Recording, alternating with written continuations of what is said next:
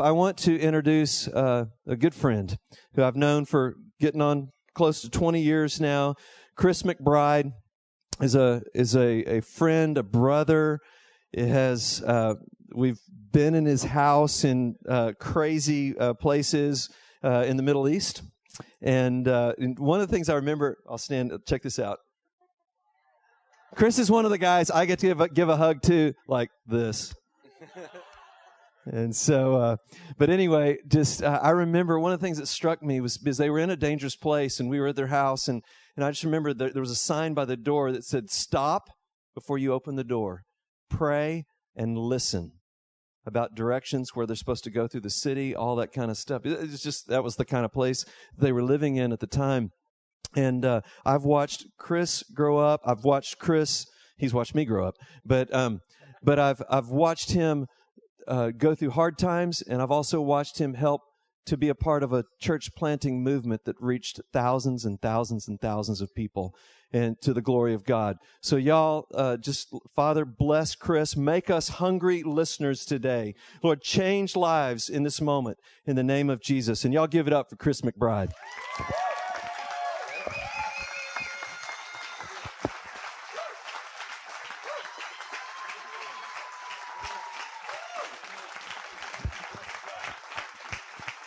Man, I am honored to be with you guys this morning. I'm honored to just get to be in your fellowship again and be with you guys.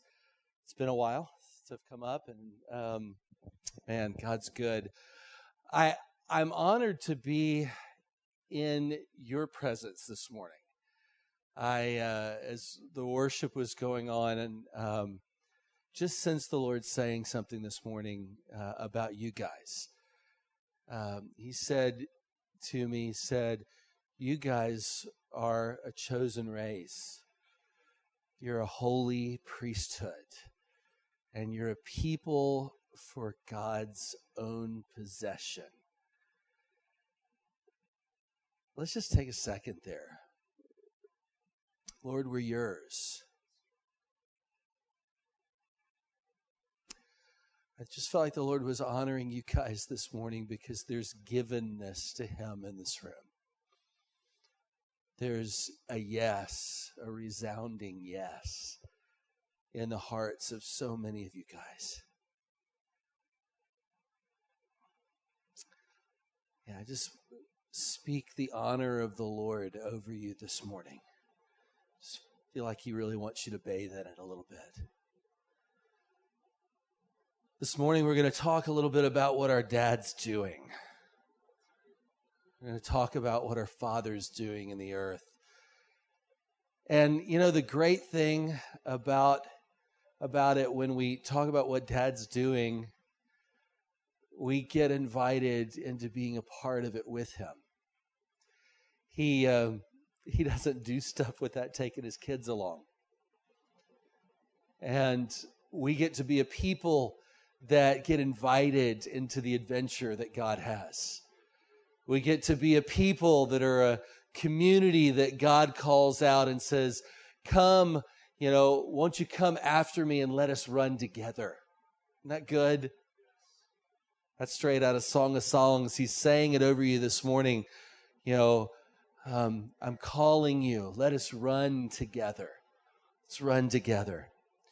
But guys, we're in a moment in history where it may not feel like this is the most stable time to be taking a run with her father.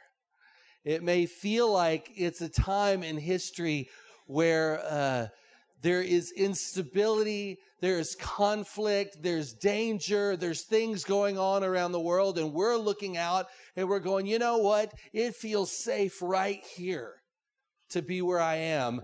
I don't know that I really need to be one to go out somewhere else.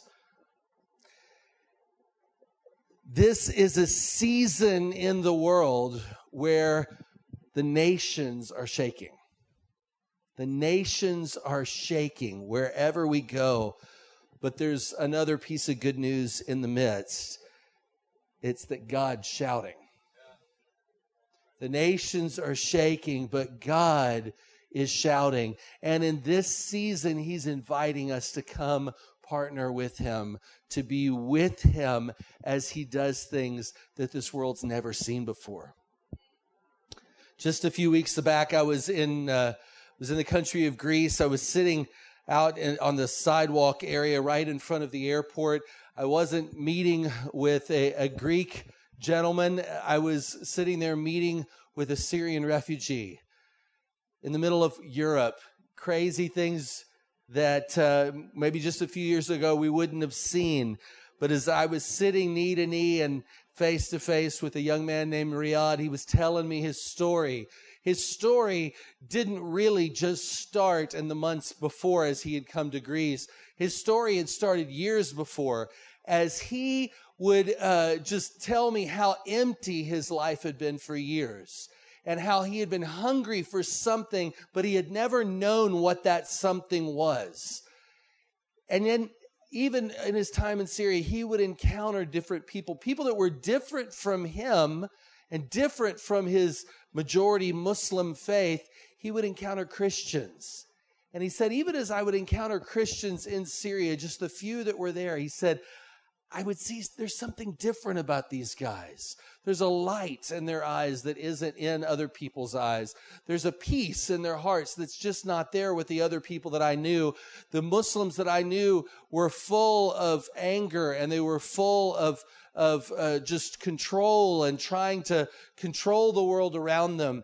And the God they knew was not a God I really wanted to follow.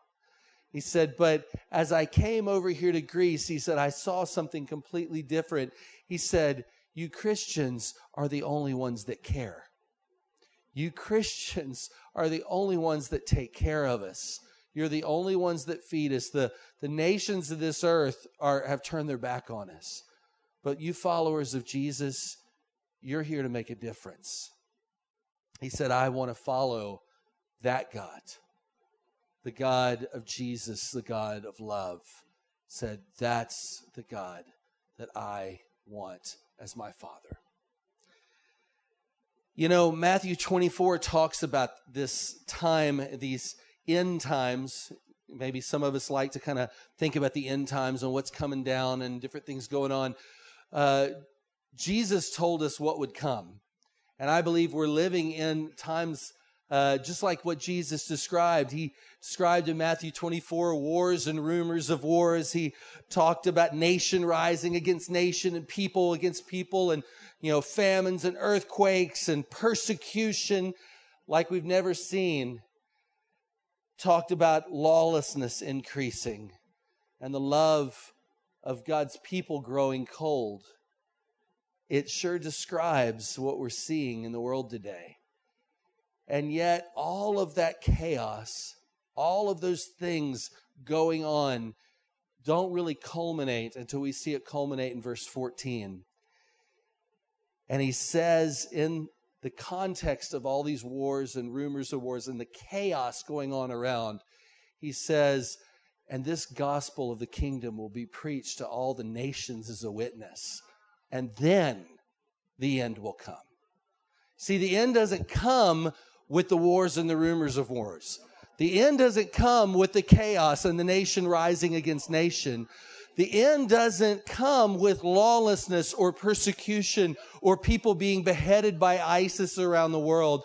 The end comes when the church of Jesus Christ rises up and takes the gospel of the kingdom from the places that we are to the ends of the earth. That's when the end comes.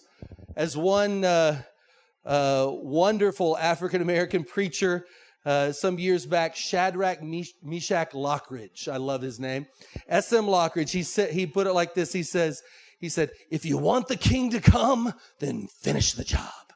And I just said, man, that's it. That's it. That's where we are today. We're the church of God, and we're saying, Jesus, we love you. Jesus, we adore you. Those songs we sang this morning, we're crying out because in our heart, there's something that's saying, God, we want you to come back. We want you to come visit us. And if we want him to come, then we get to go run with him. We get to finish the job that he started. I was reading yesterday Isaiah 66, and man, this one really spoke to me yesterday. as I was reading. I was reading in verse 18 out of Isaiah 66, and it says this. It says, the time is coming to gather the nations, all nations and tongues, and they shall come and see my glory. Isn't that good? The time is coming to gather all nations and tongues, and they shall come and see my glory. And I will set a sign among them, and I will send survivors from them to the nations. So people from among us, from the people that have come to God, he's saying, I'm going to send a people from them to all the nations. And then he goes on and names a bunch of different places. And then he says, to the distant coastlands that have neither heard of my fame nor seen of my glory. And they will declare my glory among the nations. And then after that, in verse 20, he says, they will bring all of your brethren from all of the nations as a grain offering to the Lord. Think about this, guys. If we as a people of God are loving Jesus and following Jesus, what he's saying is here in these end times, what I'm going to do is I'm going to take people from you and I am going to send you out to all the nations of the earth. And you're going to bring in like a grain offering to be offered from in front of the Lord. We're going to bring in your brethren, your brothers and your sisters from different languages, from different skin tones, from different socioeconomic statuses, from everything that is different and foreign to you. I'm going to bring those people from the nations of the earth. They are your brethren from all the nations, and they're an offering to me. Is Jesus worthy of the offering of our life? He is, isn't he? He's worthy of the offering of our life. And that's what Isaiah is talking about here. He's saying, hey, this time has come to gather these people together from all these nations. And we have to ask, hey, is this the time? Is this what's going on? Is this what's happening in the world today? See, we can look back for generations and generations, say, hey, has God been moving? And of course he has been. We could look at the Moravians, 100-year prayer movement. That was pretty cool, huh? And sending people out to all the nations. We could look at the Methodists. We could look at the Baptists. We could just go, through church history and see, yeah, there were things that God has done, but in a special way in this season, in probably the last 25 to 30 years, God has started doing something new among the unreached of the nations. The unreached of the nations, those that haven't heard. And we were excited about these moves of God that have happened in generations past, among, our peoples in Europe and in America and different things. And that's awesome. But starting sometime in the 1990s, the church started going, hey, Jesus, we're not seeing the unreached respond like we want to see him respond. And deep prayer started going out. And people started returning to the scripture and saying, Lord, what is it that we can do from your word to see people come back to the Lord? One particular gentleman who was a Baptist missionary in northern India, he had done a lot of outreach and mobilized people to reach out to the Hindus and the Muslims in that area, and he had not seen much responsiveness. In fact, he had seen several of his friends, close friends and associates, martyred as they were preaching the gospel. And in his grief, as he was saying, Lord, I've laid it all down. My friends have laid down their lives for the gospel. We're not seeing the responsiveness we've wanted to see. What do I do? The Lord started to download to him just different strategies and plans and ways to go about it. And as he went back, he started seeing house churches planted. He started seeing people respond. And I remember talking to his boss who was, with the Baptists, and he would be getting his reports in. And for years he had seen, zero new believers, zero baptisms, ones and twos here and there. And this this guy who was working with the Baptists at the time, he told me, he said, that was what we were seeing from so many of our missionaries across the world. We really weren't seeing the church growing, and all through the 80s and the early 90s. And then this one guy in northern India started sending in different reports. He started sending in, we saw 100. What? He's looking at the report. Wow, he must be having a good month here, And he started seeing other numbers coming in, and he started to go, this is really strange. This is kind of an anomaly in all the reports that we're seeing. And then there was one time when he started seeing reports of 30, 40,000 people coming to Christ. And he said, I think we got to send a team to find out what's going on here. Is this a mistake? Is somebody not being accurate with their data? What's going on? And they sent a team out there, and they found that indeed there was not just 40,000 people that had come to Christ. Actually, it was more like 80,000. They were floored at what God was doing.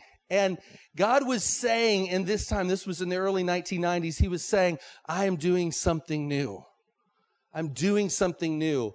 And that became what is known really as one of the first modern church planting movements, as they saw it not just grow tens of thousands, 20s of thousands. Today, our estimates, as we've sent different teams in there over the years, of believers have sent teams in over their years and studied it, they think that there's probably somewhere between 7 and 8 million people, Muslim and Hindu background people, that have come to Christ in this area of northern India. Now, I got to say, that's pretty exciting. There was one more report that came in from the area, though, that was a little different. It was from the head of the Hindu National Party in the area. Hindu National Party came on national TV and declared that these Christians coming to Jesus from Muslim and Hindu backgrounds represented the greatest threat to northern India and their state. And what he said is, there are more than 15 million believers of following Jesus in this area. He gave them credit for 15 million. We could only count 7 or 8, but man, it's just gonna go and just spreading all through the area. 15 million believers, he says. It's transforming. This gospel is transforming nations. People are coming to God in droves. And it's not just one place like this. I could go over and over, tell you stories in China about how factory workers coming to Christ, leading others to Christ, who led others to Christ, who led others to Christ. And the movement there, over 2 million people. I could go through Indonesia, Bangladesh. I could tell you a little of our story. In our story in the Arab world, we had been there for 7 years, not a single person following Jesus. And then we just said, hey, Lord, would you train us? Would you teach us? Actually, my prayer at the end of 2006, I was a little desperate. I said, Lord, I have no idea how to reach Muslims, and it's extremely obvious. Lord, could you please teach me how to reach these people? And the Lord just set up some connections, and just in the next few months, he began teaching us things we needed to know. Got the training that some of these guys who had seen movements start in Southeast Asia were doing. And, we saw our first believer in 6 weeks after we came back from that training. First 3 in our first 3 months, first 25 in our first 15 months. We were really excited. See, because in that area in the Middle East, we didn't typically, all the missionaries, I honestly didn't know very many missionaries who were discipling a Muslim background believer. There were so few of them. We didn't count churches because almost nobody had a gathered church. They were individual believers. I knew one missionary who had worked in an area in the south of our country who had been there 40 years, and he had 5 believers in 40 years. It was a hard place. But one day, after almost 10 years of working in that area, and still, we had seen some people respond, and we were excited. One day, we met a person of peace. His name, we called him Noah. Noah, as we started to get to know him, he had come to Christ by watching Christian television, had gone to 11 different churches in his area asking anybody to give him a Bible and teach him how to follow Jesus. And 11 of the more traditional Christian churches in the area all refused him, said, "You're Muslim. We can't teach you that. That's a problem. You'll cause problems for us." And so he called the television station and said, "If you're going to put this stuff on the air, you better have somebody to come tell me how to do it." And we showed up at his door just a few weeks later. And we started talking to him. He said, "I have 21 people that think like I do. So we don't know what to call ourselves. We don't know what to do." But he said, "Will you teach us?" We said, "Yes, we'll be happy to." In 1 month, that 21 got baptized and became 48. The next month, 48 became 86. And then for 8 straight months, it nearly doubled every month as people came alive with the gospel of Jesus in their hearts.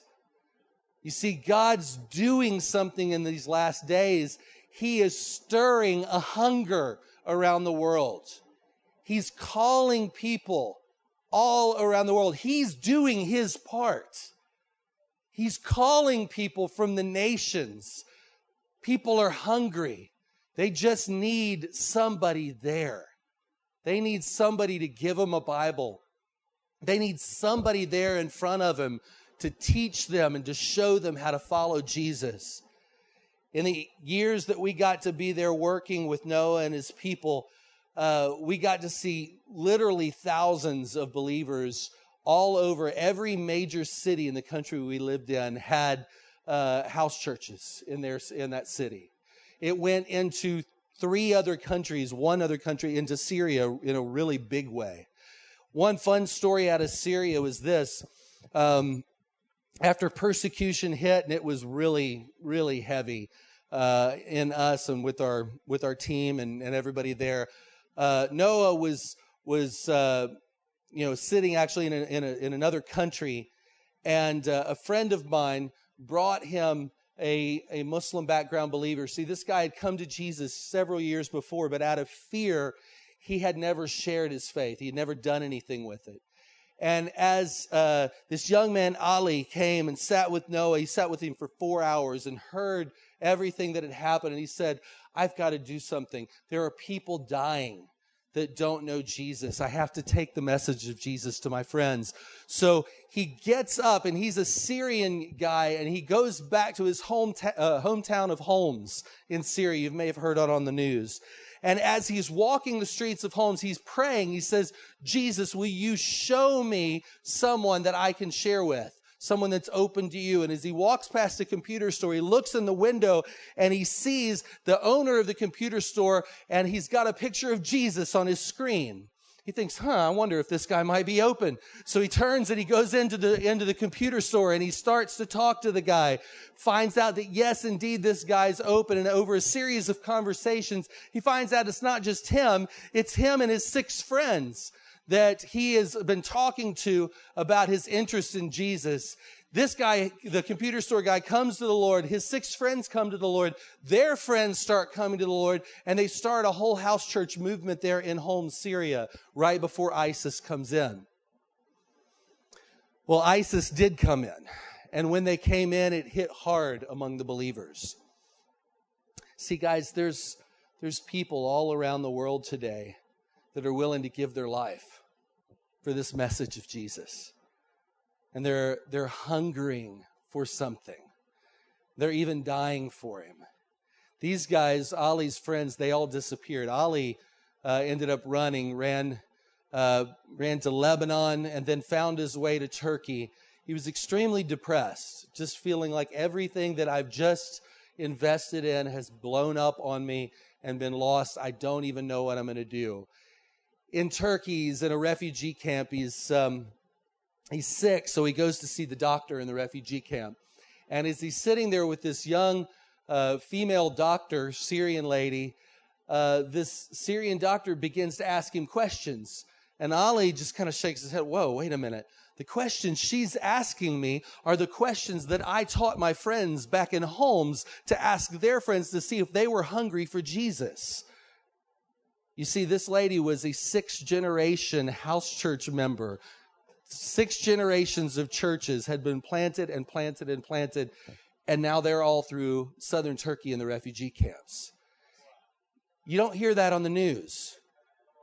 You know, occasionally you'll hear some piece of good news. I remember reading not too long ago in a I don't remember, New York Times or Washington Post article on the conflict in Syria. And I got down to the end. It was a really long article. I'm getting down close to the end, and I'm reading about Christians being martyred by ISIS in the area.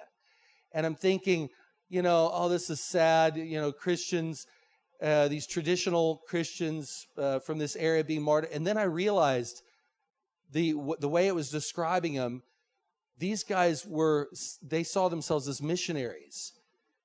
These Arab believers were not Christian background. They were Muslim background believers that had come to faith, and instead of running from ISIS, they ran to ISIS.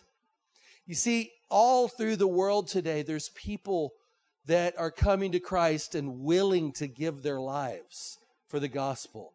A friend of mine disciples a group of warlords, Islamic, tribal warlords from Iraq and from Afghanistan. He teaches them Bible stories and sends them back to their people. These guys are heads of tribes that have come to Christ. And instead of running away from the conflict, these are some of the guys that are going behind enemy lines to, save people that have been captured by ISIS and sold into sex slavery. They are people that are making a difference and putting their lives on the line, not because they just don't like another political group, but because they've fallen in love with Jesus. You see, the things that we would have said a generation ago seem impossible, God's doing in front of our eyes today. All through the world, He's doing things that are absolutely amazing. These church planting movements that we were talking about, there's over 140 active church planting movements around the world now among unreached people groups that we know about. 140 places where the gospel hadn't been known, and now it's going forth. And moves of God coming in powerful ways, even in areas that seem more normal to us. Just talked with one of our guys last week, or a few weeks ago on the phone. He's a worker in Hungary, and he was telling me that the son of the president of Hungary has come to Jesus. And as an influential leader among the youth and of himself, he's come to Jesus. He doesn't like the traditional church. In fact, there's a move of God going on in Hungary now among the youth that are saying, we don't organize religion. We're done with that. We are going to follow Jesus. So they're meeting in the parks and having worship times and prayer times and seeing the sick healed and going for Jesus in the parks in Hungary. You see, guys, our church in general, the church of Jesus may have forgotten the message. Somehow we've forgotten that Jesus didn't tell us, come grow with us. He said, go make disciples. That's Matthew 28. Go and make disciples of what? Of the nations. Go make disciples of the nations. Some of you this morning are here and Jesus has His finger on you. And it's not like, oh, I caught you. It's an invitation. It's an invitation to come run with Him. It's an invitation to say, hey, I am doing something in these days. I am sending those from you to the ends of the earth, that all nations can hear, to bring the nations as like a grain offering to Jesus. He's got his hand on some of us this morning, inviting us to go. But for all of us, there is not just an invitation, there's a command. You know, we talked about at the beginning, there's that pray, give, go. And, you know, it really shouldn't be I pray or I give or I go. There's no or in between there. It's I pray and give and go. Yet how do we do that? I acknowledge that it's, as Isaiah 66 says, there's those from among us that the Lord will send out. Okay? And I think that number is bigger these days than it's ever been. And yet at the same time, all of us need a way to participate. How do we all go?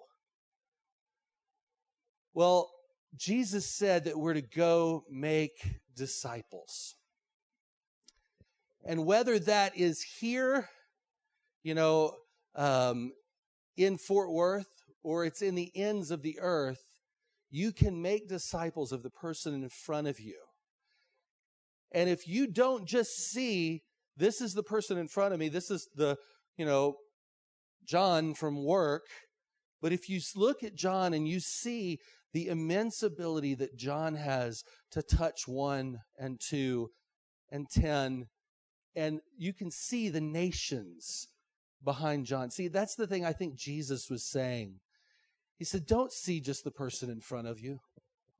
See the incredible ability that if you make a disciple, not a convert, but if you make a disciple of the person in front of you, and they turn and make a disciple of the person in front of them, then literally we touch the nations as it just goes out and multiplies out. And God's even making it easier for us these days. God's bringing the nations to us. I don't know if you guys have noticed, you go anywhere in Dallas-Fort Worth these days, English seems to be the minority. I mean, goodness gracious, the amount of people from the nations that have come here. It's time as a church we say, Lord, I accept your invitation. I accept your invitation. I accept your command to go and make disciples of the nations. See, here today on Share Life Sunday, I'm going to have Jamie come up and just kind of lead us out in some ministry time. But really what I want us to do is this. It's just real simple. Is just say, Lord, every one of us should respond. Really, there's not a place for no response. When we hear the word of God, we need to say, how am I going to obey it, right? The response today may be that God's putting his hand on you and saying, I'm calling you. Would you come? And maybe you just need to come up and pray with somebody or listen with somebody and say, Jesus, where are you saying to go? That's a legitimate response. And another legitimate response may be just saying, Lord, I today, again, am going to take it seriously that I am called to disciple the nations. And I'm going to start with the person in front of me. Or I'm going to start with the neighbor down the street. Or that new family that's been an immigrant family and has just come in from across the world into our neighborhood. I don't know who it is, Lord, but if you'll show me who it is, Lord, I will say I will make disciple of that person with the help of us together as a community. Yeah. So let's respond to Jesus' state. Jamie, will you just lead us out with that? Hey, so let's go ahead and stand up. Ministry team, come on up. Worship team. And, Chris said it well. And we want to have a heart that says yes and are responsive to what the Lord's saying. And there's some great opportunity here for us as just whatever stage of life that we're at, from youth to college to young adult to just all the way. And we want to say, Lord, lead us. Lord, give us, just have your way in our thinking, hearts, lives, all that we are. And, it's interesting. When we take a step it's just in response to the Lord. It's almost like each Sunday could be a stake in the ground where we could just go to a whole new place with Him, and He's calling us to that. That's the opportunity that's before us today. So let's go for it. We're going to just take a few minutes here, get prayer, like press in and be hungry about what God's doing. This is a great. We don't get to have messages like this week in and week out by somebody who's done it on the front lines like that, been in prison for Jesus. And so Lord, let the yes be in our hearts as we respond to Him and just say, Lord, have your way in us. Don't walk, run with Him. Lord, enlarge our hearts that we can run with You in Jesus' mighty name. Whatever your need is, you guys come, get prayer. Let's press into God. Let's go for it. We love You, Lord. Meet us here today. Meet us here today, God.